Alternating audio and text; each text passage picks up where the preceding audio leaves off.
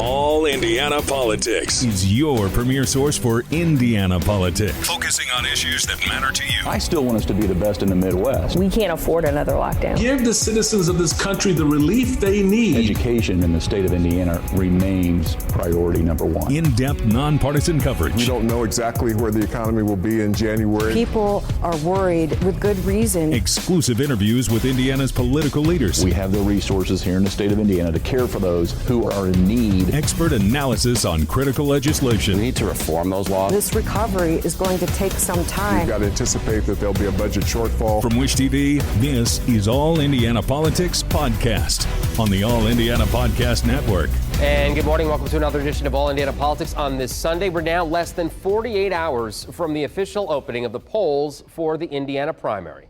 The ballots will include local, state, and congressional races. And today we want to take one last look at the key contests that we're following in Tuesday's voting. Our Garrett Berquist has been working on those. We start today with the Republican primary for the 9th District congressional seat. 9 candidates are looking for the GOP nomination to replace Trey Hollingsworth, who is retiring from the House. Trey Hollingsworth is not seeking another term in Congress, so voters here in the 9th District have the luxury of picking someone to fill an open seat with a new map. The winner of Tuesday's primary likely will win the general election in this heavily Republican district. Truck company owner Mike Sodrell served one term in Congress 15 years ago. He wants to do it again. Well, the country has some really serious problems that we are confronted with, and I felt like I could be more effective for the district, for the state, and for the country quicker than my other opponents. Former state senator Erin Houchin wants to take her legislative record to Washington. I think that the district needs and deserves a proven conservative fighter in Washington, D.C., someone that has a proven record. Voters don't have to take my word for it. They can see my record and see what I've worked on in the Indiana General Assembly. Business consultant and Afghanistan veteran Stu Barnes-Israel says the 9th District needs an outsider in Congress. The career politicians are destroying this country, and we've got to fight back. We've got to fix our economy. We've got to secure our border. 9 people are running in the 9th District Republican primary. Sodrell, Houchin, and Barnes-Israel have accounted for the vast majority of campaign fundraising. I asked each of them what sets them apart from the rest of the field. I'm a fighter who's fought for this country in the United States Army and who's got things done in the business world. And that's what we're going to have to do in Congress. And I'll spend every single day in Washington, D.C. thinking about Hoosiers and Hoosier families. I fought on the issue of life. I'm the only candidate to be endorsed by both Susan B. Anthony List and the Indiana Right to Life. I fought on the issue of the Second Amendment. I'm the only candidate with the NRA rating that is A+. We've employed hundreds of people in the 9th District over decades, and don't believe there's any other candidate that has employed that many people over that period of time. Well, there's also a Democratic primary in the 9th District as well, featuring 3 candidates who have not held elected office. Isaac Asari teaches classes at Indiana University. Liam Doris served 4 years in the U.S. Marines, then went to Iraq as an Army contractor. And Matthew Fife is a high school math teacher in Bloomington. Most national observers have the 9th District as a safe Republican seat, even with the Hollingsworth retirement. All right, let's switch now to the northwest part of Indiana and Indiana's 1st congressional district. It's one national Republicans are determined to flip red in the bid to take back the House. Republicans in the 1st District primary say they're excited about this race. And we are continuing to make great ground. There's a huge groundswell. People are excited about the candidacy, but also I think they're just excited about a change. I think that all communicates the vision that we brought forward as far as, how conservative principles help strengthen communities. And particularly when we're at a point in time when we're seeing record levels of inflation. Democrat Frank Mervan currently holds the seat. The district has drifted closer to toss-up territory since the start of the year. Both the state and national Republican parties are now pouring resources into trying to flip this seat. I raised this issue with our panelists during last Sunday's episode of All Indiana Politics. How concerned should Democrats be about holding on to this seat? I don't think we should be concerned. I think Congressman Mervan's going to hold that seat. It's been a Democratic congressional district for a very long time. How important is it who wins this primary? Whoever wins is going to have the right message and be able to connect with the people, because a lot of times the people specifically in Northwest Indiana feel like they've been disconnected. Jennifer Ruth Green and Blair Milo have dominated the GOP's fundraising. Milo's a Navy veteran and a former mayor of LaPorte. Some of the greatest threats that are facing our country and communities are coming from these extremely harmful policies that Washington, D.C. is advancing. So I had a number of colleagues that I worked with as mayor of LaPorte that reached out and encouraged me to get involved in fighting for our communities. Green is an Air Force veteran who runs an aviation-focused nonprofit for at-risk youth. I'm running because I see a clear lack of leadership in Washington, D.C. There's a clear struggle for me as a military leader, having been in the military for 22 years. I just saw that, the lives of military members were subject to the whims of politics. I asked each of them if there's one issue in particular that's not getting enough attention in the primary. Fighting for strong American families. That's the biggest thing that's under attack. And I want to stand for strong American families because they're the bedrock of our society. We have just an incredible opportunity to showcase how Northwest Indiana is an example for regions, districts across the country of what the kinds of results can be. So Garrett touched on it a little. The first district is currently represented by Democrat Frank Mervan. So we mentioned it before here on the show, but we'll remind you again, we have made repeated offers to the congressman to appear on All Indiana Politics. His office has repeatedly rejected them, the only Indiana member of Congress to do so. Tuesday votes will include county-level races, including for Marion County Clerk. We'll talk to those next on All Indiana Politics.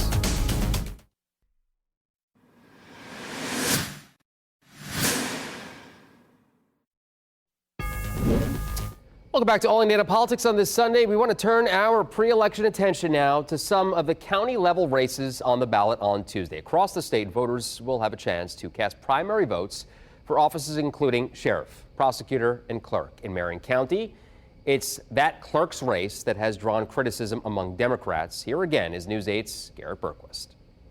County Recorder Kate Sweeney Bell is the Marion County Democratic Party's officially endorsed candidate for county clerk. The endorsement process happened earlier in the spring. Thing is, she's already the County Democratic Party chair, and her opponent in the primary says that's a problem. Former State Senator Billy Breaux says she has several reasons for running. First of all, the right to vote is absolutely sacred, and it is important that we have as many voting places that are safe and secure as we can. She says the party's decision to back Bell factored into her decision to run as well. The ballot in May is all about giving people an opportunity to choose who will represent them in the November election.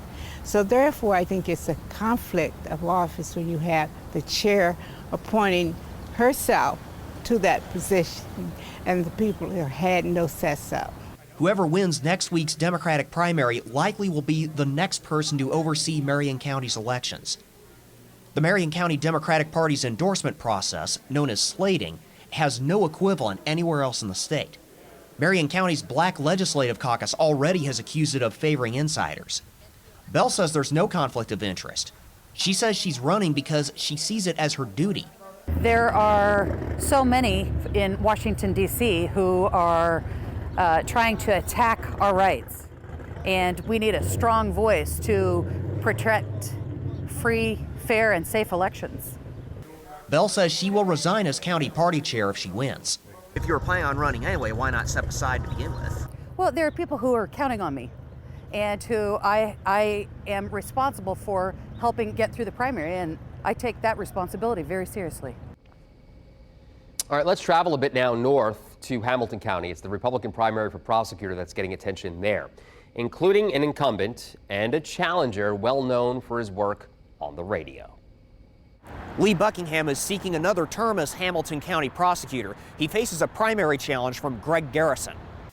Lee Buckingham has held the job since 2011. He says he has a lot to be proud of. We are blessed in Hamilton County to be extremely safe. We have 4 of the safest cities anywhere in the state. And my staff and I have played a role in keeping Hamilton County very safe. Former Marion County Deputy Prosecutor and radio host Greg Garrison isn't so sure. He says people both in and out of law enforcement are frustrated. They can put up with a lot of stuff so long as there's no chuck holes. Well, the chuck holes in the criminal justice system mean that people get hurt, they get shoved aside, their cases don't get heard. Buckingham says Hamilton County's biggest public safety challenge is keeping its crime rate low. That means continuing to work closely with law enforcement. Garrison points to growth and says deputy prosecutors need better training. Several law enforcement agencies in Hamilton County, especially Carmel Police, have been criticized for disproportionately targeting black drivers in traffic stops. I asked each candidate how they would approach that issue. I don't buy any of it till I see facts to support it. Just because you say it doesn't make it so. It also doesn't mean it's wrong. So when you begin to hear those things that are going to create dissension in the schools or in the public forum, you got to do something about it, but only what we're able to do. We evaluate every case that's presented to us, make sure that the law was followed, that everything was done in a constitutionally approved manner. When it isn't done in a constitutionally approved manner, then obviously we're not going to be able to bring those cases forward, and we work with law enforcement to help train them, make them understand what they can and cannot legally do. There are no Democrats running for Hamilton County prosecutor, so the Republican primary will effectively decide this election. In Noblesville, Garrett Bergquist, Wish TV, wishtv.com, and follow us on Facebook. Garrett, thank you once again. We'll also be keeping an eye on the Johnson County Prosecutor's Office on Tuesday night. The Republican primary features former prosecutor Lance Hamner trying to get his old job back. He's challenging current prosecutor Joseph Villanueva. Villanueva has served as prosecutor since 2019 after the conviction and resignation of then prosecutor Brad Cooper. Well, there will be 9 school tax hike votes statewide. 3 districts are looking to fund construction projects. Franklin Township, Lebanon, and Vigo County. 6 districts are looking for approval for tax hikes to pay for operating costs. Perry Township, Lebanon, Edinburgh, Mount Vernon, Griffith, and Valparaiso. Indiana's best political team is standing by to talk elections and student loans. Next on All Indiana Politics.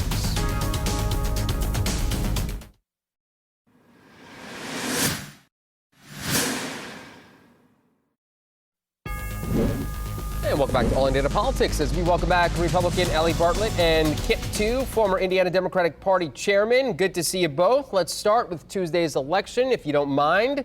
I want to know what races you find most interesting and what you expect to see. Allie, we'll start with you this week. Yeah, absolutely. Well, thank you for having me. As for Tuesday's election, I think we as Republican Party in Indiana have a lot that we are going to be looking at. We have some serious primary races, especially for the Indiana House of Representatives, upwards of 20 primaries for incumbents there. We're also going to be looking at delegate races because we have some statewide offices that are going to be decided at our Republican convention this year. So it's going to be an interesting primary race for the Indiana Republican Party. Kip? Well, I'd agree with that. Allie and I finally can agree on something. There we go. There's also going to be some interesting races on our side, not nearly as many, but there's a Senate race here in the Indianapolis area that appears to be pretty close, and there's 4 contenders for it, so it'll be interesting to see who comes out of that. And as you guys discussed earlier on the show, the Marion County Clerk's race will be something that a bunch of people will be watching pretty closely. You kind of have the establishment versus the renegades, if you will, and so it'll be quite fascinating to see what happens there. Kip, we also are keeping a close eye on a couple of primary challenges, as you very well know, in the General Assembly. Are we looking at the possibility of the State House and Senate being even more conservative in January? Yeah, we are. John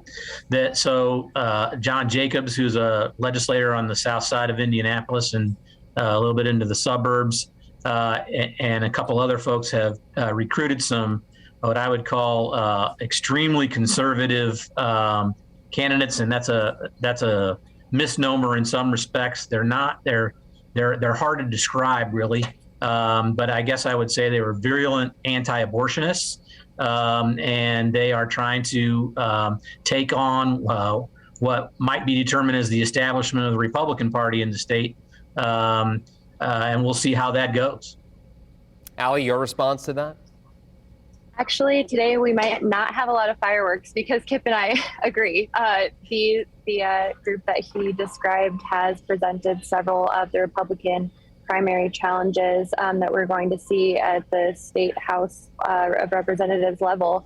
And I do agree, actually, that the term conservative is somewhat of a misnomer for that particular group. And I mentioned at the outset, there's upwards of 20 of those races. So we're going to be holding tight to see the outcome. What are you expecting to see out of those 2 congressional races? Out of the 2 congressional districts that were discussed earlier. Yeah, right. I think it's a really exciting time for Republicans, particularly in the 1st congressional district. I mean, I think the fact that we're even talking about this, the possibility of a Republican really having a fighting chance in the 1st congressional district in Indiana is a big deal, largely due to the fact that, with the saturated Chicago media market in that area, it's a big deal. I agree with Whitley's comments from last week. Whoever is the winner of the primary race is going to have to place particular emphasis on being able to connect with the voter base. And I think the 2 front runners are absolutely both in a position to do that. They're female veterans. They both have proven track records of success. Particularly Blair Milo has a record with local government as LaPorte mayor. I think that gives her an advantage in having connected with locals for a long time. So we will see. It's up in the air right now between it, but I do agree that those 2 are the front runners for the Republicans. Kip, come the fall, are you concerned about that seat in the 1st?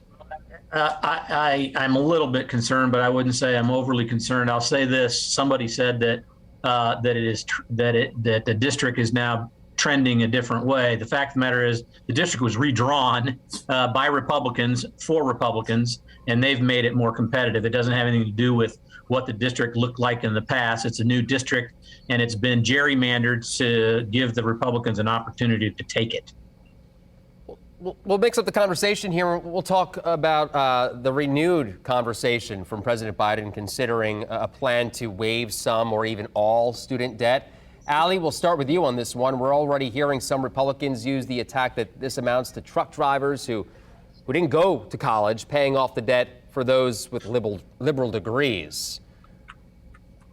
Well, listen, as somebody who went to college and law school and who has her fair share of student loans, I can't entirely disagree with that line of reasoning. And to be honest with you, I think this would be a different conversation if we weren't where we are in terms of inflation and with our nation's economy. It's one thing to have this conversation when we're in a flourishing economy where people and businesses are thriving.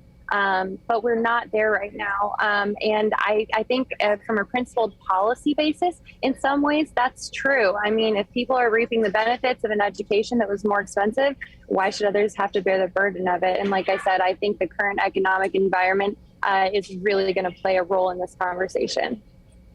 Kip, your thoughts on this? Well, as always, Republicans are successful at framing an issue and Democrats are not. I wish we as a Democratic Party would frame the issue in the following way. We have a much more complicated economy these days. An education, post-secondary education, is absolutely critical to be successful in a lot of ways. It's an investment in the future. Many other industrialized countries subsidize the post-secondary education, and they see it as for what it is, which is an investment in our future, an investment in our future economy. As we grow as an economy, we absolutely need this, and we need to bring more people into the fold to get educations. And so that's really what the argument ought to be about, not about whether you're taking from me and taking it from somebody else, because the fact of the matter is we all pay for a lot of things in this country that some of us don't wish to pay for. It's really ought to be we making our world better, making our education higher for everybody. It benefits everybody for more people to get a higher degree. So that, and I also want to respond to Allie's talk about the economy and inflation and people blaming Joe Biden for inflation. I got 30 seconds we just left. found out today that Chevron and Exxon had quadruple and double profits from the last quarter last year. If you want someone to blame for inflation, look at the guys that have raised your gas prices and benefited off it. That's simply a reaction to the market, though, and it's a reaction to the inflation that was already occurring. And I mean, just to blame others and to blame the business owners it's just not a correct way to frame it. And I would like to quickly respond on the points about student loans, because I do not agree that success is dictated by a secondary education. There are plenty of opportunities to be successful with certifications and other types of education outside of college. We'll leave it there. Those should be free too. Have a good conversation, guys. I mean, have a good weekend, rather. Good conversation for us. We'll be right back.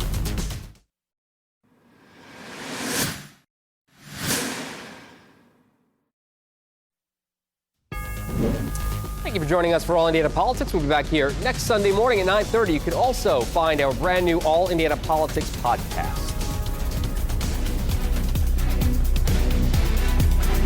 From Wish TV, this is All Indiana Politics Podcast on the All Indiana Podcast Network. Watch All Indiana Politics live Sunday mornings at 9:30 on Wish TV and at wishtv.com. Subscribe to this podcast and listen weekly here on the All Indiana Podcast Network. And be sure to discover even more great podcasts at allindianapodcastnetwork.com.